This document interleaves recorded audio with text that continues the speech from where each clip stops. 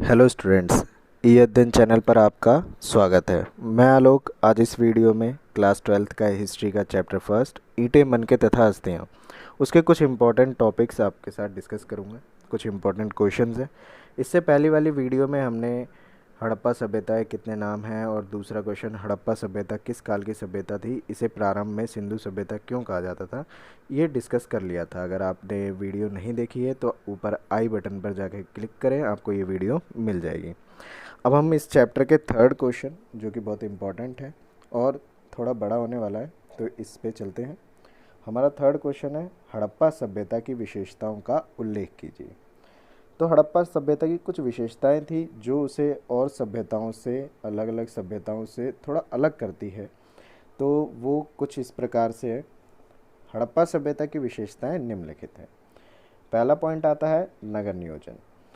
हड़प्पा सभ्यता के नगर सुव्यवस्थित और सुसंगठित होते थे, यानी कि बड़े अच्छे तरीके से उन्होंने बना रखा था।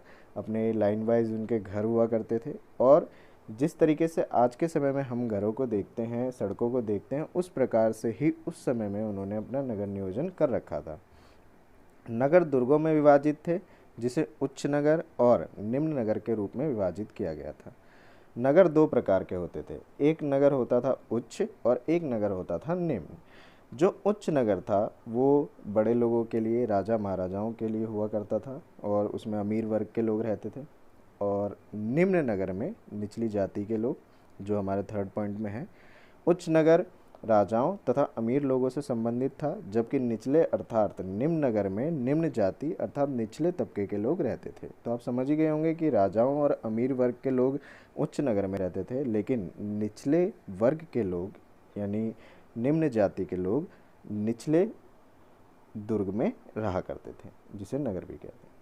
हमारा सेकंड पॉइंट इसमें आता है विशाल स्नानागार। हड़प्पा सभ्यता में हमें जो खुदाई हुई उसके बाद हमें एक बहुत बड़ा विशाल स्नानागार भी प्राप्त हुआ, देखने को मिलता है। तो वो इस प्रकार है। हड़प्पा सभ्यता में विशाल स्नानागार पाया गया था जो मोहनजोदड़ो में स्थित था। इसकी लंबाई, चौड़ाई तथा ऊंचाई लगभग क्रमशः 53 बाय 33 थी। अब इस क्रमशः मतलब इसकी लंबाई 53, चौड़ाई 33 और ऊंचाई 23 थी, यानी ये इस साइज़ का इतना बड़ा हमें स्नानागार देखने को मिलता है। इसमें उत्तर और दक्षिण दिशा की तरफ पक्की सीढ़ियाँ बनाई गई थी। उत्तर में और दक्षिण में दो दिशाओं में एक तरफ जो आप देखने को आपको मिलेगा कि सीढ़ियाँ बनाई गई है, जिससे कि स्नानागार के नीचे उतरा जा सके।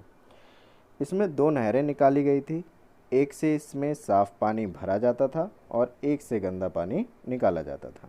इस स्नानागार का इस्तेमाल धार्मिक आयोजनों में किया जाता था, यानी जैसे उनके यहाँ पर कोई धार्मिक पर्व त्यौहार वगैरह होता था तो उसके अंदर वो इस स्नानागार का इस्तेमाल करते थे। यानी ये सामूहिक तौर पर नहीं इस्तेमाल किया जाता था, हमेशा नहीं इस्तेमाल किया जाता था, रोज़मर्रा में नहीं इस्तेमाल किया जाता था, बल्कि धार्मिक प्रयोजनों या आयोजनों में ही इसका इस्तेमाल किया जाता था। हमें इसी के प्रमाण मिलते हैं। हमारा थर्ड पॉइंट इसमें आता है विशाल अन्नागार। हड़प्पा सभ्यता की खुदाई में हमें विशाल अन्नागार भी प्राप्त हुआ है। अन्नागार यानी जहाँ पर अन्न का भंडार रखा जाए। हड़प्पा सभ्यता में कई अन्नागार पाए गए थे, परंतु हड़प्पा नगर और मोहनजोदड़ो के अन्नागार बहुत महत्वपूर्ण थे। हड़प्पा सभ्यता में बहुत सारे अन्नागार पाए गए, लेकिन जो ज़्यादा इम्पोर्टेंट, जो ज़्यादा महत्व रखते हैं, वो हमारे लिए हड़प्पा नगर और मोहनजोदड़ो के अन्नागार हैं। हड़प्पा नगर में पाए गए अन्नागार में अनाज पीछे से डंठल युक्त लाया जाता था। आपने देखा होगा कि जो गेहूं होता है उसकी बालियां लगी होती है, वो एक डंठल से जुड़ी होती हैं। तो इसी प्रकार जो अनाज यहाँ आता था वो डंठल युक्त आता था और डायरेक्ट डंठल युक्त ही अन्नागार के अंदर रखा जाता था। यहीं पर उन्हें अलग किया जाता था और वो जो अन्न, जो चाहे गेहूं या चावल हो, उसे अलग करने का प्रोसेस भी यहीं पर किया जाता था। वो पहले से खेतों से ही अलग होकर नहीं आता था तथा मोहनजोदड़ो में अलग अलग किया अनाज ही लाया जाता था। मोहनजोदड़ो और हड़प्पा नगर दोनों के अन्नागार में एक डिफरेंस ये था कि हड़प्पा नगर में तो जो अन्न आता था वो डंठल युक्त आता था और उसे यहीं सही किया जाता था, अलग किया जाता था दोनों को। लेकिन जो हमारे मोहनजोदड़ो में अनाज आता था वो अलग अलग हुआ ही आता था, डंठल अलग और अनाज अलग, वो बिल्कुल अलग तरीके से वहाँ पर लाकर रखा जाता था। इस अन्नागार के अनाज का प्रयोग अकाल के समय में किया जाता था। अब ये जो अन्नागार था, इसके अंदर जो अनाज रखा जाता था, इसका भी इस्तेमाल हमेशा नहीं किया जाता था।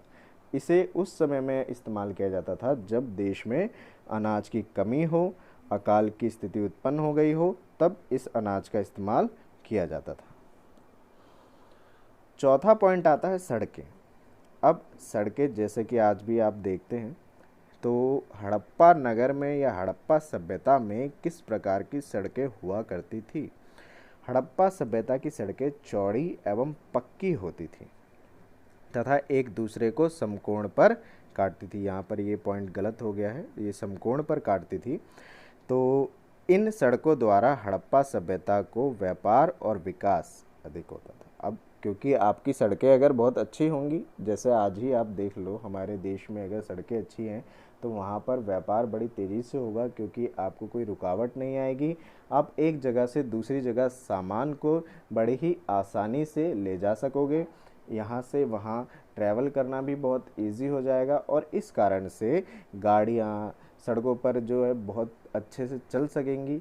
तो ये वो व्यवस्था है जिससे व्यापार तेज़ी से ग्रो करेगा। इस कारण से हड़प्पा में भी इसी प्रकार से व्यापार सड़कों की वजह से ज़्यादा अच्छा होता था। अगर आपको ये वीडियो अच्छी लग रही हो और ये आपके लिए हेल्पफुल है तो वीडियो को लाइक ज़रूर कर दें और चैनल को सब्सक्राइब करें। आपको आने वाली वीडियोस भी इसी प्रकार से हेल्पफुल मिलेगी। अब हमारा फिफ्थ पॉइंट बनता है नालियाँ। हड़प्पा सभ्यता में सड़कों के दोनों किनारों पर नालियाँ बनी होती थी। आप देख रहे हैं कि हड़प्पा सभ्यता जो है आज के समाज, आज की व्यवस्था से ज़्यादा सिमिलैरिटी में है, क्योंकि अभी हमारे यहाँ भी नालियाँ जो होती है वो दोनों साइड बनी होती है और सड़कों के दोनों साइड की नालियाँ ढकी होती है, और ऐसा ही देखने को हमें हड़प्पा सभ्यता में भी मिलता है। वह पक्की होती थी और यह ऊपर से पूर्णतः ढकी होती थी। अब इसलिए ढकी होती थी जैसे आज के समय में भी कूड़ा कचरा उसके अंदर ना जाए और नाली ब्लॉक ना हो जाए, इस कारण से हम ढक के रखते हैं, वैसे ही उस समय भी ढकी होती थी। इससे यह पता चलता है कि हड़प्पा सभ्यता बहुत ही विकसित थी और यहाँ की व्यवस्था बहुत उत्तम प्रकार की थी। तो इससे हमें यही पता चलता है कि ये समाज पिछड़ा समाज नहीं था बल्कि विकसित समाज था और यहाँ की व्यवस्था बहुत उत्तम प्रकार की थी, क्योंकि नालियाँ भी बनी हुई हैं, सड़कें भी बनी हुई हैं और ऊपर से नालियाँ ढकी भी हुई हैं। इससे ये पता चलता है कि उन्होंने बहुत ज़्यादा डेवलपमेंट कर रखा था, उनका विकास बहुत तेज़ी से हो रहा था या हो रखा था। यहाँ पर जगह जगह पर बड़े बड़े गड्ढे बने होते थे। अब नालियों के लिए हम जैसे मेन हॉल देखते हैं, वैसे ही वहाँ पे बड़े बड़े गड्ढे बने हुए थे जिसमें बरसात का पानी आसानी से निकल जाता था और समय समय पर इसकी सफाई भी होती रहती थी। क्योंकि अगर बारिश हो रही है और बारिश का पानी अगर सड़कों पर इकट्ठा हो रहा है तो वो आपके लिए कुछ रुकावटों का कारण बन सकता है, लेकिन यहाँ पर इस तरीके की व्यवस्था थी कि बड़े बड़े मेन होल बने हुए थे और वो पानी जो है बारिश का वो आसानी से वहाँ से निकल जाता था, जिस कारण से ये सड़कें ब्लॉक नहीं होती थी, सड़कों पर पानी इकट्ठा नहीं होता था और सफाई इनकी होती रहती थी, जिससे कि ये हमेशा वर्किंग रहती थी, कभी रुकावट नहीं आती थी। अब सिक्स्थ पॉइंट आता है सभा भवन। हड़प्पा सभ्यता में एक विशाल इमारत भी पाई गई थी जिसमें राजा अपने मंत्रियों के साथ विचार विमर्श करता था और इसी इमारत को सभा भवन कहते थे। सभा भवन तो आप समझ ही रहे होंगे, जहाँ पर मंत्रियों के साथ राजा बैठे और कुछ बातों पर निर्णय ले, कुछ बातों पर विचार विमर्श करे और अपने फैसले सुनाए। तो ऐसी जगह भी थी यहाँ पर हमें पाई गई मिली है। तो हड़प्पा सभ्यता में सभा भवन भी था जहाँ पर मंत्रियों के साथ राजा विचार विमर्श करता था और यह इमारत बहुत बड़ी थी। इसे हम अगर आपको मैं आने वाली वीडियोज़ में हो सकेगा तो मैं इसकी एक तस्वीर अगर मुझे मिलती है तो मैं आपको वो ज़रूर शेयर करूँगा।